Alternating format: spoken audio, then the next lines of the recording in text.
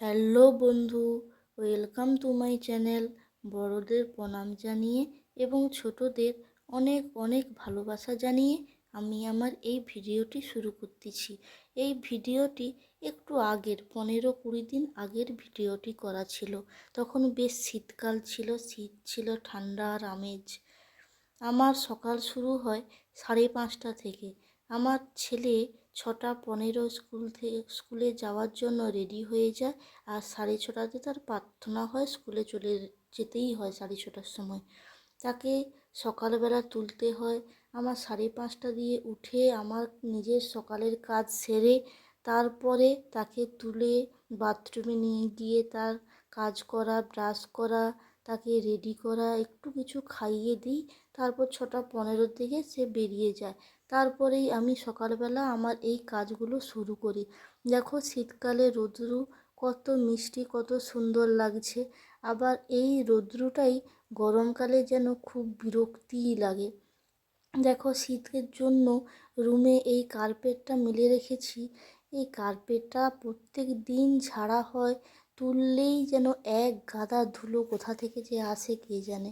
পুরো যেন সেই মাটির বাইরে যেমন ধুলো হয়, মাটির ঘরে যেরকম ধুলো হয়, সেই রকম এক গাদা ধুলো বেরায়। দেখো আমি ছাড়তেছি, এক গাদা ধুলো বেরায়। একে পরিষ্কার করে গুছিয়ে রাখি, আবার সন্ধেবেলা হলে মেলে দেওয়া হয়।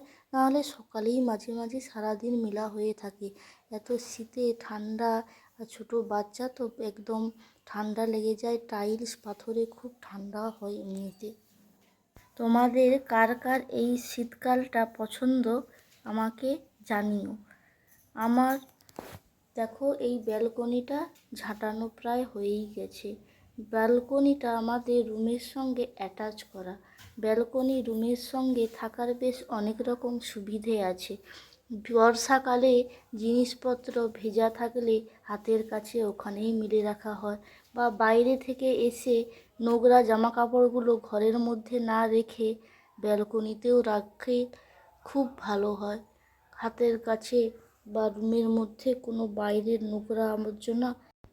আমি আমার রান্নাঘর থেকে তোমাদেরকে সঙ্গে নিয়েই রান্নাটা শুরু করতেছি। দেখো আজকে আমি একটা ইউনিক রেসিপি ট্রাই করতেছি। দেখো মাশরুম আর চিকেন আছে। মাশরুমটাকে আমি নুন আর হলুদ মাখিয়ে রেখে দিয়েছি। আর চিকেনটাতে দেখো একটু চালের গুঁড়া, একটু বেসন, এইগুলো, একটু নুন, একটু নানা রকমের মশলা যেমন খাবার সোডা, পেঁয়াজ একটু দিয়ে মাখিয়ে নেব। তারপর ওইটাকে একটা ডিমও ফাটিয়ে দিয়ে দেব। আমার চিকেনের পিসগুলো দেখো ভালো করে লাল লাল করে ভেজে নিয়ে আমি এবার তুলে নেব। আর এরপরে কড়াটাতে একটু তেল দিয়ে কড়াটা ভালো করে গরম করে মাশরুমগুলোকে কড়াতে দিয়ে মাশরুমগুলো ভেজে নেব ভালো করে। আর বন্ধুরা, তোমরা আমার ভিডিওগুলো দেখছো, কমেন্টও কিছু করছো না আর লাইকও করছো না।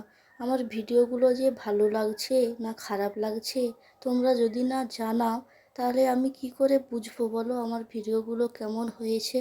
তোমরা প্লিজ আমাকে সবাই ভালোবাসা দিও, আমার পাশে থেকেও আমাকে সাপোর্ট করো।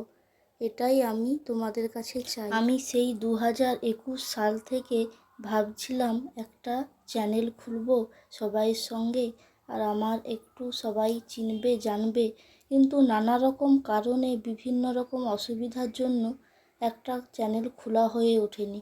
2024 সালে আমি চ্যানেল খুলেছি, এত কম্পিটিশানের মধ্যেও চ্যানেল খুলেছি, কি হয় দেখা যাক।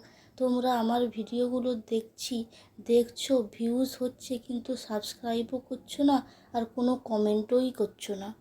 তোমরা প্লিজ প্লিজ প্লিজ আমার পাশে থেকো এবং আমাকে ভালোবাসা দিও। এইগুলোকে কি মাশরুম বলে আমি ঠিক জানি না, তোমরা যদি জেনে থাকো আমাকে জানিও।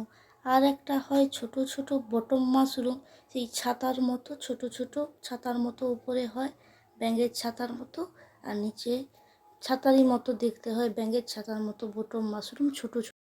পেঁয়াজ সরু সরু করে ছোট ছোট করে কেটে নিয়েছি, আর টমেটোগুলো দেখো আমি কিছুটা টমেটো আর পেঁয়াজ কুচিয়ে রাখছি, আর কিছুটা একটু ছিলে নিয়েছি যাতে একটু বাটা বাটা গায়ে লাগিয়ে থাকে মশলাগুলো। সেজন্য একটু পেঁয়াজ আর একটা পেঁয়াজ আর একটা টমেটো একটু ছিলে নিয়েছি, আর পেঁয়াজ টমেটো কুচিয়ে নিয়েছি, একটু বড় বড় হয়ে কিউব সাইজের থাকবে। সেজন্য আমি কড়াতে মশলা দিয়েছি। দেখো তেল একদম দেইনি, না বললেই চলে, যেইটুকু সেই মাশরুম ভাজার পরে ছিল সেটাতেই দিয়েছি। তারপরে নাড়ার সময় একটু করে তেল দিয়ে দিই, জলগুলো মরে গেলে আবার একটু তেল দিয়ে নাড়ি।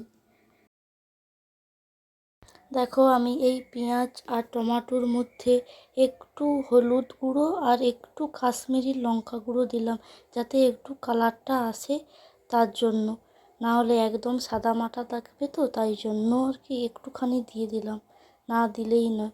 তারপর সব মশলাগুলো দিয়ে ভালো করে নেড়ে তারপর পেঁয়াজ কুচি আর টমেটোগুলো কড়াতে দিয়ে একটু সিদ্ধ আর ভাজা ভাজা হয়ে যাওয়ার পরে চিকেন আর মাশরুমগুলো কড়াতে দিয়ে ভালো করে নেড়ে সব মশলাগুলো ওর সঙ্গে মিশিয়ে নিলাম। তারপর একটু টমেটো কেচাপ ছড়িয়ে দিলাম, তাহলে একটু চিলি চিকেনের মিষ্টি মিষ্টি টক টক ফ্লেভারটাও আসবে, খেতেও খুব টেস্টি লাগবে, সুন্দর লাগবে। কেচাপ দেবো একটু, আর একটু মধু দেবো উপর থেকে, তাহলে একটু মধুতে কিন্তু খাবারের একটু অন্যরকম টেস্ট লাগে, হালকা হালকা মিষ্টি কিন্তু খুব সুন্দর একটু টেস্ট লাগে। একটু উপর থেকে মধুটা ছড়িয়ে দেব। এবার একটু ভালো করে মধুটা দিয়ে আমি সব চিকেন আর মাশরুমগুলোকে ভালো করে নেড়ে দেব, যাতে ভালো করে সবগুলো মেশানো হয় আর ওইটা টেস্টিও হয়, খুব সুন্দর খেতে লাগে সেজন্য।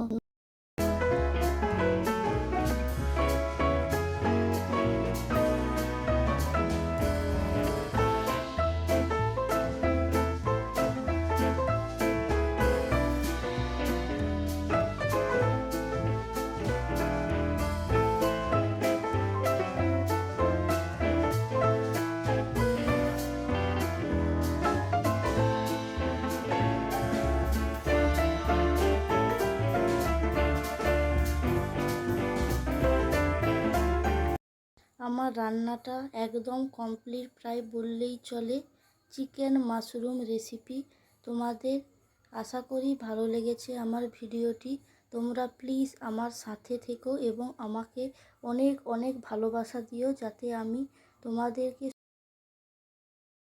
তোমরা যদি আমার এই ভিডিওটি ভালোবেসে থাকো আর আমাকে একটুও যদি পছন্দ করো, তাহলে লাইক শেয়ার অ্যান্ড সাবস্ক্রাইব করো, আর কমেন্টে প্লিজ জানিও আমার এই ভিডিওটি তোমাদের কেমন লাগলো, তাহলে আমিও খুব আনন্দিত হব। আমার এই কমেন্টে আমি বুঝতেও পারবো আমার কি ভুল হয়েছে বা ঠিক হয়েছে। দেখো আমি সেটাই শেয়ার করছি যেটা এক্ষুনি